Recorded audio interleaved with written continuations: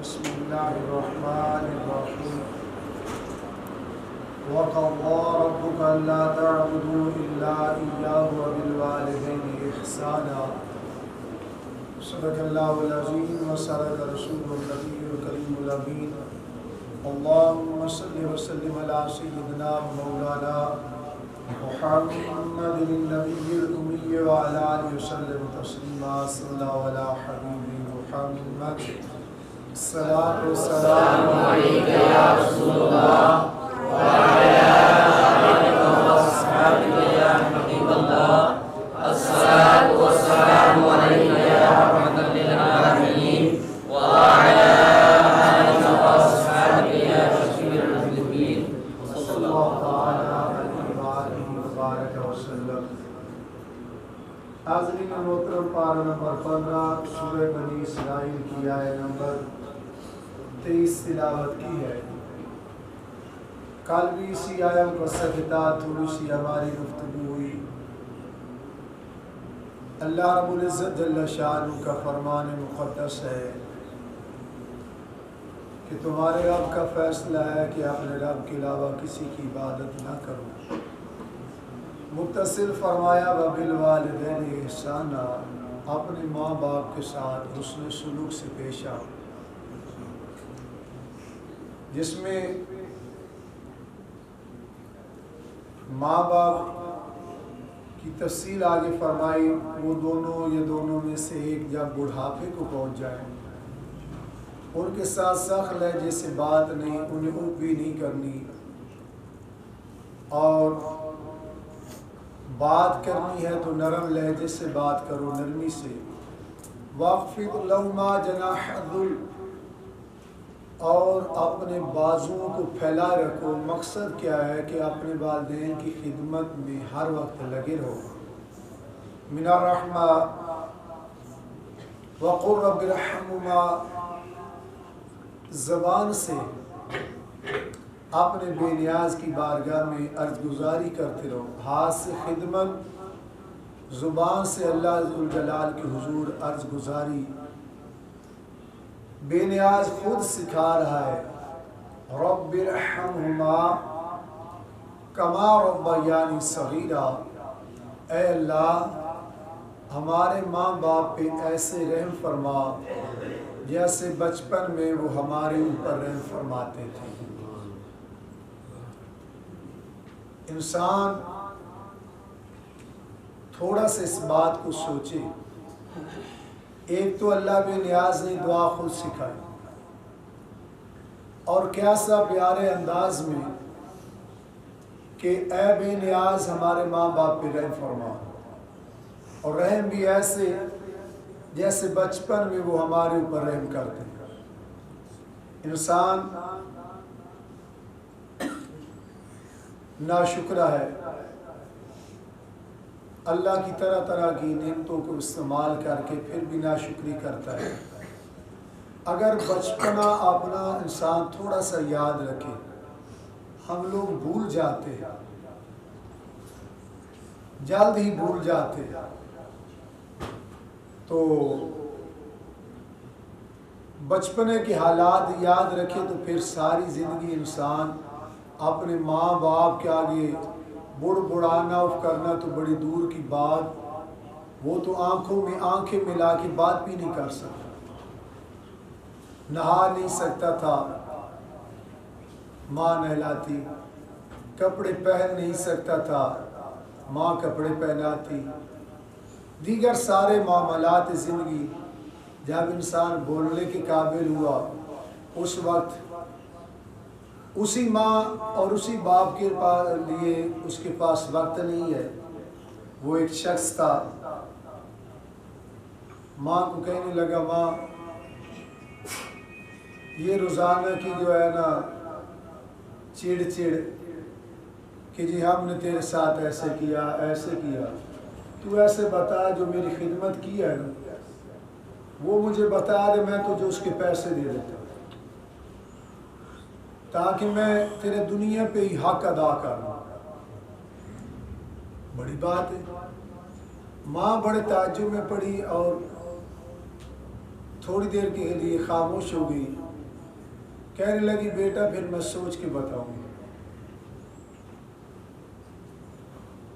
خیر اس نے کہا چلو ایک رات دن لے لو، سوچ کے بتا دینا.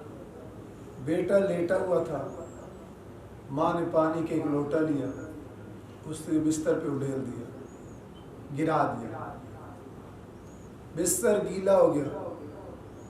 چونک کے اٹھا، ماں یہ کیا کیا؟ ماں کہنے لگی بیٹا میں دیکھنے لگی تھی کہ کتنی قیمت ہے اس کی. تیرا بستر گیلا ہوا ہے، آج رات گزار اس بستر گیلے پہ، پھر مجھے صبح بتانا کہ ایک رات کے گیلے بستر پہ سونے کی کتنی قیمت ہے، پھر میں تیرے ساتھ حساب کرتی ہوں. خیر اس سے سمجھ آئی، کہنے لگا کہ میں اپنی غلطی کا اعتراف کرتا ہوں.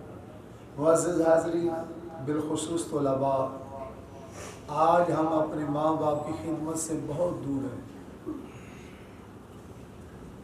کافی دور نکلتے جا رہے ہیں.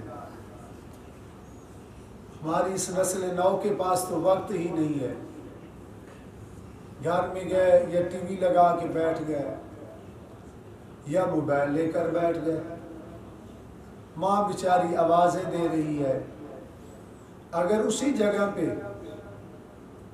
آپ اپنی ماں کے ساتھ ہاتھ بٹانا شروع کر دیں، اس سے پانی بھر کے دیں، کچن میں ماں ہے اس کے ساتھ معاونت کرے، ماں لے آ سبزی میں آپ کو کاٹ دیتا ہوں، پانی بھر دیتا ہوں، آپ کو برتن دھو دیتا ہوں، کون سے ہاتھ ٹوٹ رہے، اس ماں کے دل سے بے ساختہ بے دعائیں نکلتی. ہم لوگ ولایت کوئی یہ نہیں کوئی نئی مخلوق ہے. ماں کی دعا ایک ایسا عظیم انسان کے پاس اثاثہ ہے جس کا مد مقابل کوئی نہیں ہو. اور دعا ڈنڈے کے زور پہ نہیں نکلتی. دعا جو انسان کا جب دل خوش ہوتا ہے اس وقت جو انسان کی زبان سے دعا نکلتی ہے وہ دعا اصل میں حقیقت میں دعا ہے. حضرت بایزید بستامی رحمہ اللہ کا واقعہ میرے ذہن میں آیا. آپ فرماتے ہیں مجھے 40 سال کی ریاضت سے وہ مقام نہیں ملا جو ماں کی ایک دعا سے میرے اللہ نے عطا کر دی. 40 سال بایزید علیہ السلام کا کیا کیریئر، اللہ کی عبادت میں رہنا، زہد و تقوی میں رہنا، روزے کے ساتھ رہنا، ساری ساری رات عبادت کرتے رہنا. اسے تو مل جانا چاہیے تھا. ہم تو 4 دن قرآن کھول کے بیٹھ جاتے ہیں تو ہم سمجھتے ہیں ہمارے ماں باپ ہمارے محتاج ہو گئے کہ ہم دعا کریں گے تو ہم ماں باپ بخشے جائیں گے. ہمارا یہ قرآن پڑھنا بھی تب قبول ہوگا جب پیچھے ماں راضی ہوگی، ورنہ قرآن پڑھنا ہی قبول نہیں ہوگا. بایزید علیہ السلام ہوا یہ کہ سردیوں کا موسم تھا. حضرت بایزید بستامی رحمہ اللہ گھر میں تھے. آج کی سہولیات نہیں تھی. ماں نے پانی کی طلب ہوئی تو کہا بیٹا پانی چاہیے. پانی کے لیے اٹھے، مشکیزے میں پانی نہیں تھا. پانی لینے کے لیے گیا، جیسے آج گھر گھر میں پانی ہے یہ سہولت بھی میسر نہیں تھی.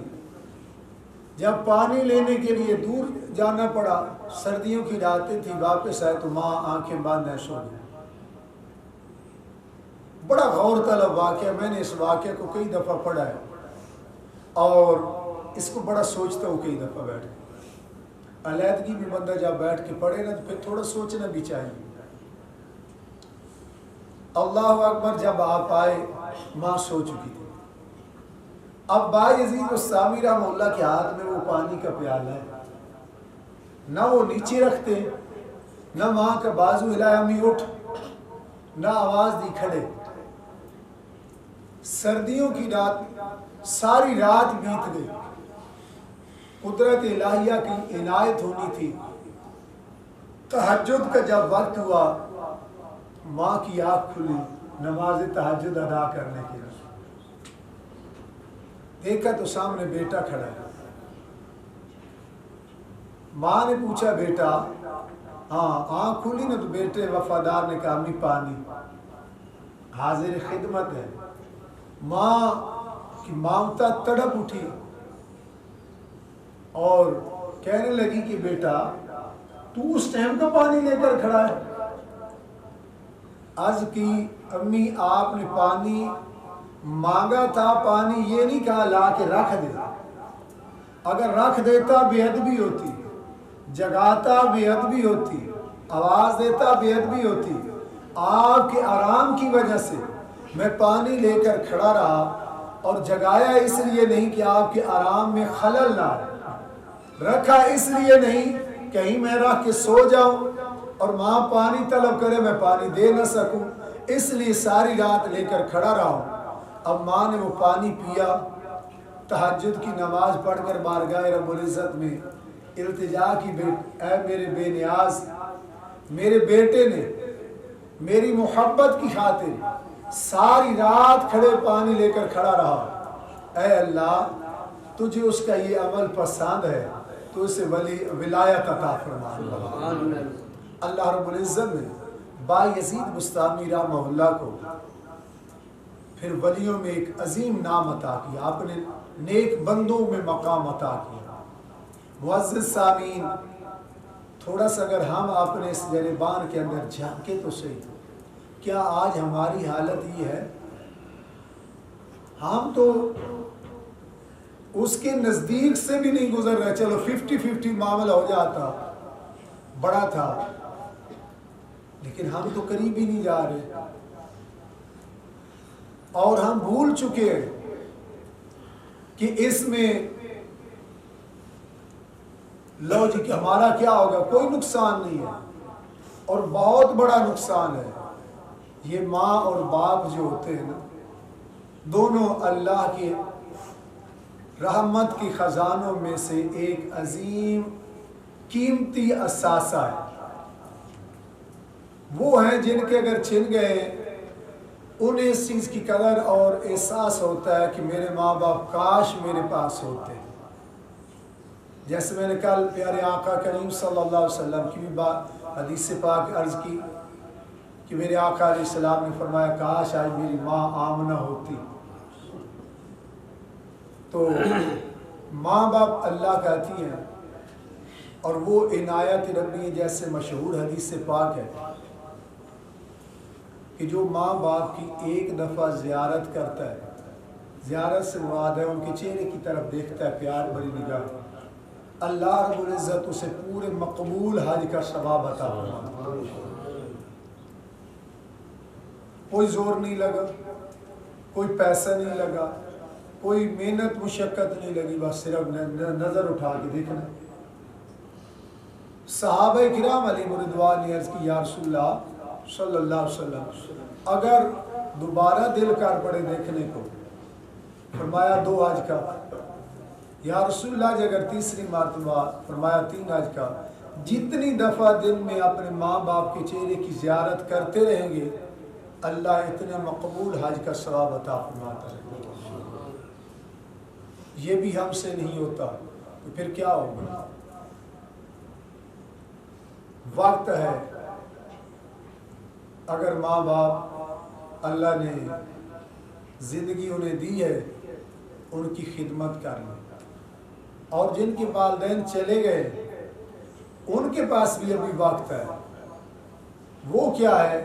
وہ کثرت سے اپنے ماں باپ کے لیے استغفار کرے اور ساتھ ماں باپ کے رشتہ داروں ان کے تعلق داروں سے حسن سلوک سے پیش آئے. انشاءاللہ اللہ ان کے ماں باپ کو قبر میں خوشی عطا کرے گا، اولاد کو دنیا کے اندر بلندیاں عطا فرمائے گا. اللہ رب العزت ہم سب کو اپنے ماں باپ کی قدر کی توفیق عطا فرمائے. بقیہ حصہ انشاءاللہ کل.